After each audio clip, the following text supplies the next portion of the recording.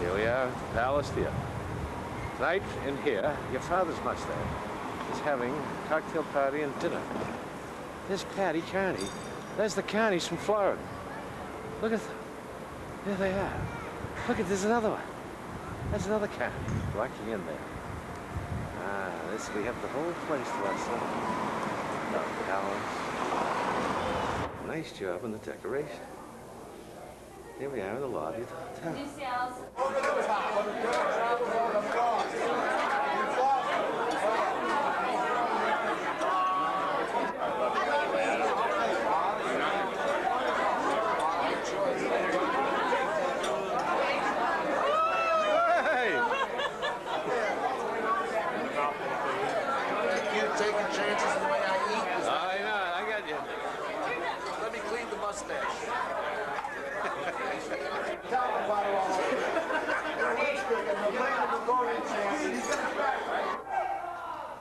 And the last person to thank is the idea. I must confess, I didn't have this idea myself. You are hearing me admit for the first time that it wasn't my idea. I never admitted this. For 12 years, I took ideas from all of you and went to a different club and pretended it was my idea. But this was not my idea. I got a phone call from Doug Schlecker from the New York Club about 2 years ago, asking me to run a unit. And so Doug is responsible for this. Thank you, Doug. All right, Doug.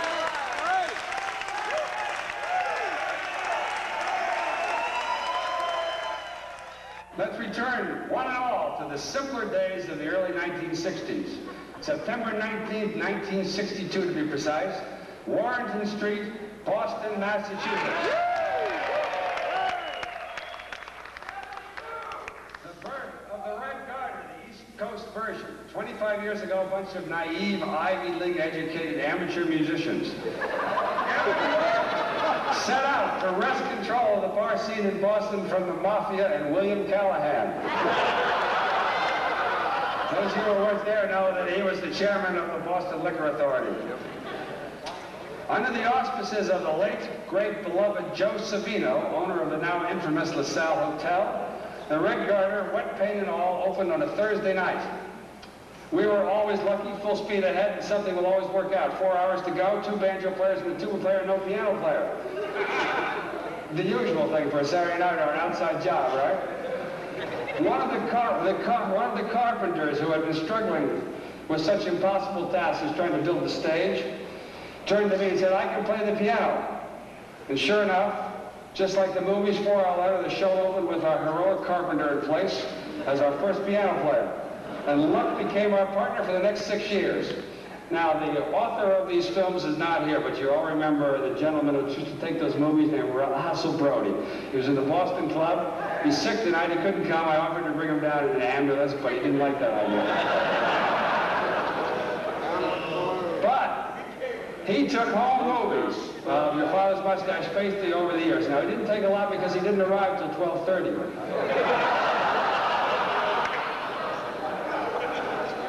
Those of you remember, precisely at 12:30, he wandered in and take a seat over in the corner by the bar and have the same beer, and he'd give the same 5-cent tip every night. Anyway, thanks to the auspices of wonderful Russ Brody, herewith, the opening night, the Red Garter, Boston, 1962.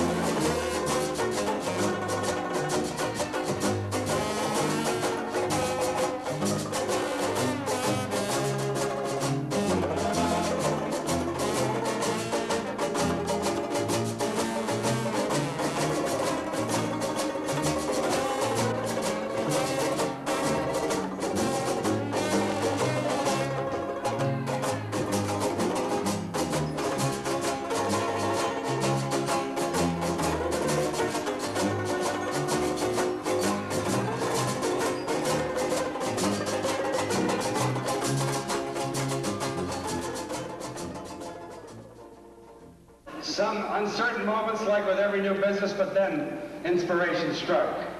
On Monday and Tuesday night, the melodramas. Remember the melodramas? Who was there for the melodramas, huh? And then Judge struck. Now, Judge Struck, the main humorist, wandered in about 2 weeks after opening. His trio, the Gaslighters, was temporarily out of work. Would I mind finding something to eat for Carl Lunsford? And he was back for Carl in 8 days. Whatever happened to Judd Carl? Where'd he go? We never saw him again. He left Carl in my care for the next 6 or 7 years. But the crowds of Boston were last spared the owner's banjo machinations. Carl took over his lead banjo, complete with gold chair, and yours truly had time to figure out how to control the uncontrollable, namely the bartenders. Finally, enough time to figure out how to weigh the bottles.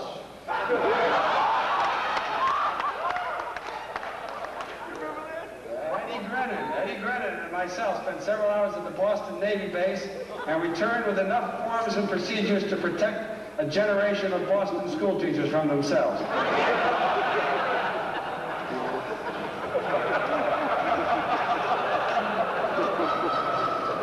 Banjo players and control systems in place, we are ready to conquer the world.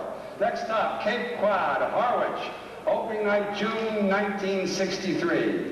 The first appearance of the YFM fire truck.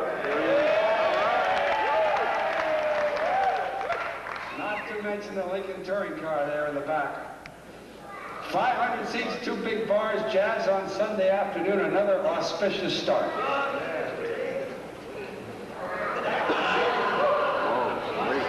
What a group, huh?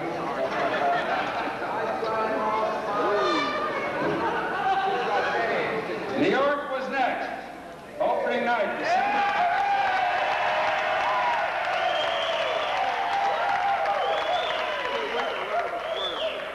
December 26, 1963, still the Red Garter. More lines, more people, more banjo. More washboard players. In fact, the ultimate sign of success, full-time employment for the world's only full-time professional washboard player.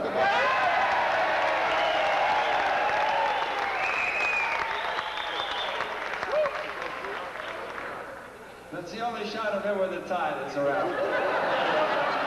There it is, thanks to Russ Brody again, a scene from the opening night, December 26, 1965.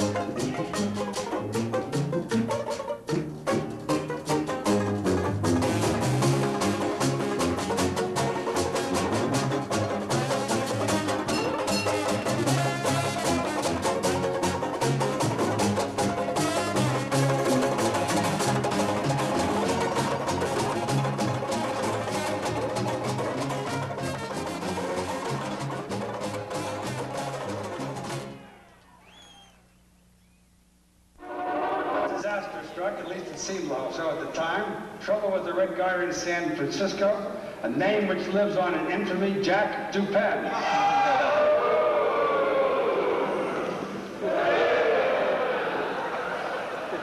Arguments, countersuits, and finally the decision to change the name. But how to do it? By contests. That's the ticket. Thousands of applications. There they are. There's the original application form. We got 40,000 forms which said, because you lost your red garter, you should call yourself Saggy Stockings. Brilliant. But one name came through, one winner, your father's mustache. And quickly the PR people moved in and the red garter faded into obscurity and your father's mustache moved into the future. 1964. Time magazine heralds the mustache as the ninth club of the 1960s. 1965, our first appearance at the White House.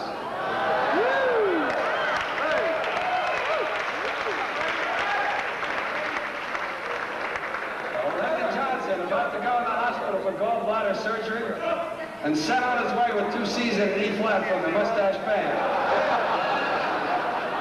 The White House personnel had the audacity to suggest that we have our white pants pressed before this photo.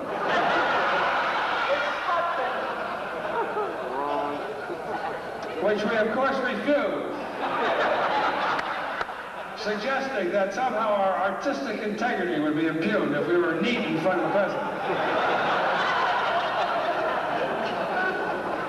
October 13th, 1965, New Orleans.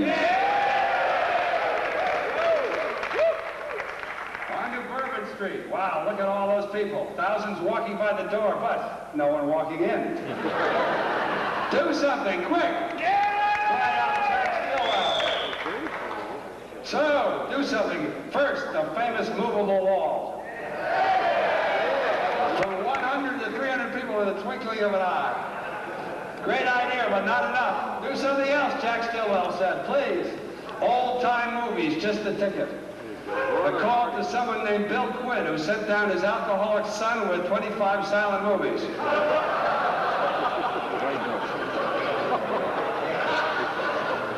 The quick construction of the now infamous projection booth.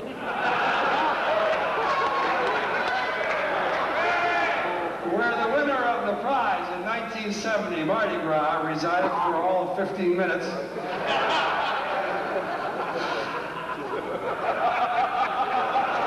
And silent movies were introduced into the mustache repertoire. Finally, Mardi Gras 1966, big business at last, enough to pay off the bills, and New Orleans was on its way. Herewith, Mardi Gras, circa 1969.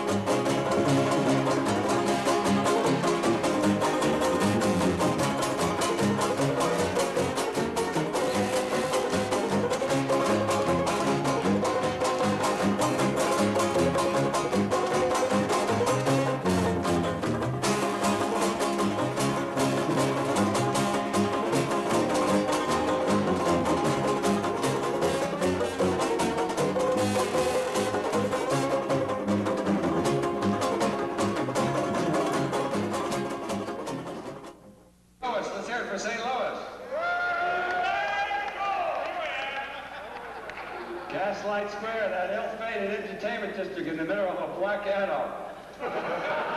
Chicago on State Street, that great street, but not great for the mustache. But finally recouping and off to Denver, Colorado. Larimer Square and the infamous Damon Crawford. Finally another smash success, including the now famous Friday Afternoon Club, where all you can drink for $5 per person. Another amazing innovation which completely overwhelmed Denver and most of the people who were there. Those were simpler days before the insurance crisis. After Denver, Summers Point, New Jersey. The year of the Eastern Airlines strike, largest club we ever owned, 900 people jammed in. I did $900 in the sidebar by myself. Can you believe that? No!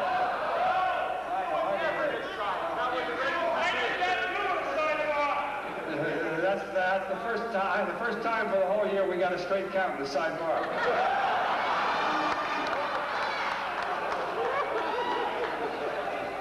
Wow, instant money. Let's open another club in the Jersey Shore. Sure enough, Point Pleasant. Eastern Airlines refused to cooperate and kept flying. Seems that everyone went someplace else. Summers Point and Point Pleasant struggle on for one more season and then sold for steakhouses. Now here's a biggie. Here's a biggie. Philadelphia. Philadelphia.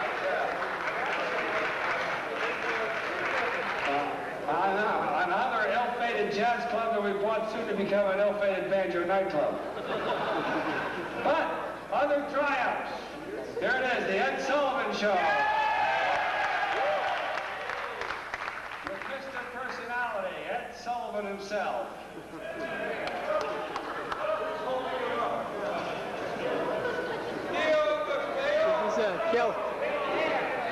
This Kel was out of the film on the left. Now, the legendary trash of the 30s. That a boy, John? Captivating audiences from coast to coast. And of course, who could forget Harry Lip Productions and John Morata. What a team.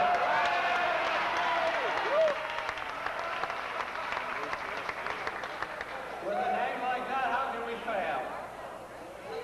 Even Bill Cosby got his start with Your Father's Mustache. Now, here's a biggie out of the past. Dick D. And the Incredible Songbook. Then, of course, another biggie, the New York Giants. There they are, you're scoring against Your Father's Mustache. Still in Yankee Stadium. And then back, another appearance at the White House, where Mr. and Mrs. Johnson had the privilege of meeting Jay Brackett for the first time.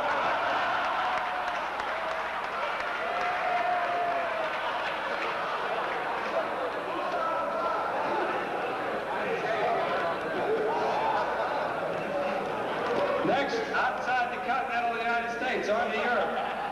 Blackpool, England, which somehow hung around for 3 years at an outpost which was as close to Blackpool as Worcester is to Boston. Brussels, Belgium. Mike Johnson and Ed Daly, huh? Another adventure with those impossible European breweries. People singing It's a Long Way to Tipperary and other French songs.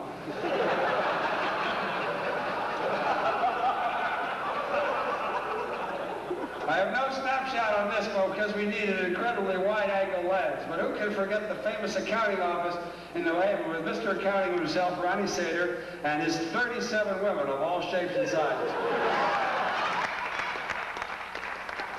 Pound for pound, Ronnie Sater had the best accounting office in the business, no doubt about it. Then, Florida, Joe the bartender with Jackie Gleason.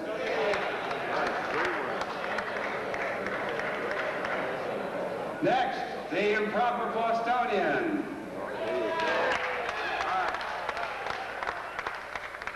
Those memorable nights when Hamlet and his soliloquy hummed along with rock and roll, And the unforgettable Frank Chagru from the Charles Playhouse, who has graced us tonight, flitted in and out, one step ahead of the Critters and one step behind Brian Wallace. And as the final sign of our managerial exodus, the Ronald Reagan Film Festival. Ah, yes, our contribution to his future electoral successes. Yes, these were heady years, the high water marks for the Mustache, but then came the steady but inexorable decline. First, the fire in Harrisburg, Bob McKenzie's heroic efforts to reopen the club by July 4th and succeeding. The fiasco with the children's tent, and who can forget Vince Herr? They won't forget Vince Herr. At the old Harrisburg site, then we closed Chicago, St. Louis, Blackpool, Brussels, Dennisport, and Denver. Finally ended up another load, Boston first. Lines on Saturday night, but the last line and the last night. The scene repeated in New York months later, and then finally the fire in New Orleans, 1975, the final ignominious touch, a porter from a mental hospital putting the torch to the last club. As everybody assumed that it was run by the mentally deranged, it seems appropriate that it should have been destroyed.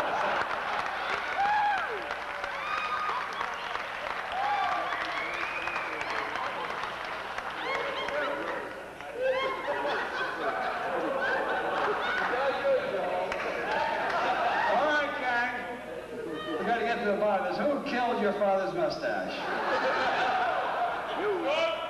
A lot of people have asked me that question, and for years I wasn't quite sure the answer, but in the light of this wonderful event, I decided to do some research. I hired the Yale School of Organization and Management. They devoted a considerable amount of time to that important question: who killed your father's mustache? Now, the preliminary indications was that it was Vietnam.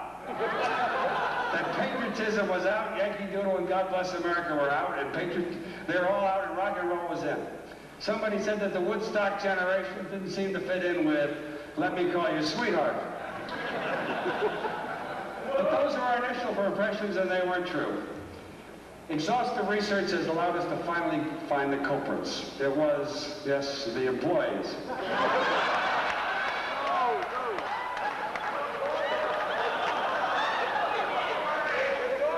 You can't get good help nowadays, and it certainly was never truer than it was in those 13 years.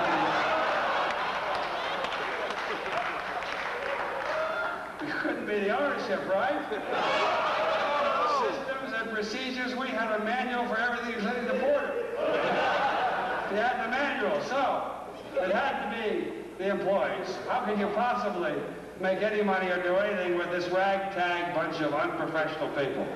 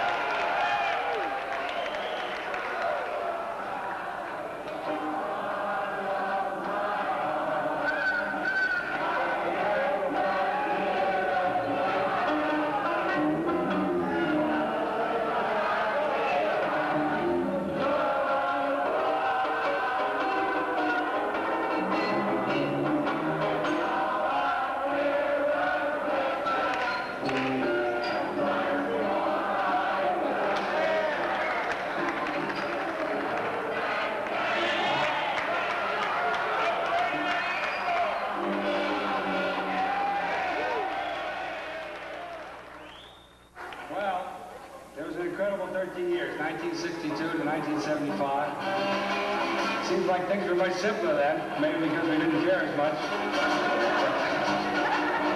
Life has gotten pretty complex recently, and as you look back, maybe we should all be proud of some of our achievements. First of all, we created a memorable experience for a large number of people.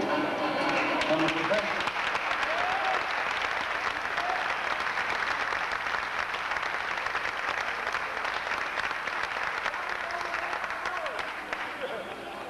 From a professional point of view, we invented the yuppie bar. We invented systems and procedures which are probably still in use in most of the bars across the United States. We invented crowd control, we invented sales and motivational techniques. We invented ways to please 100 people, thousands of people every year. One year, the cause Mustache pleased 900,000 people, and I think it was 1965 or 1966 across the United States. We invented crowd control, we invented sales and motivational techniques. We invented ways to please 100 people, thousands of people every year. One year, the cause Mustache pleased 900,000 people, and I think it was 1965 or 1966 across the United States.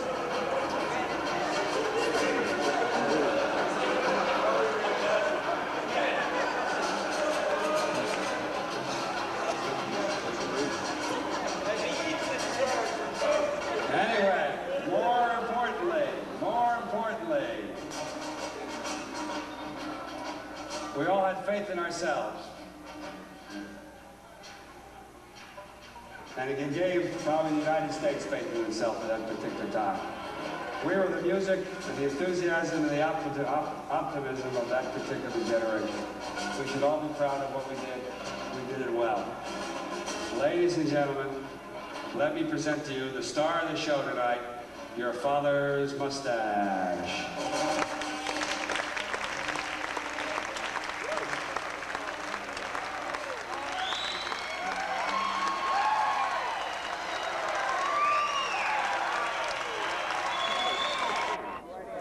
Look at this, he got lighting and everything. He actually built a nightclub right on stage. It is absolutely unbelievable.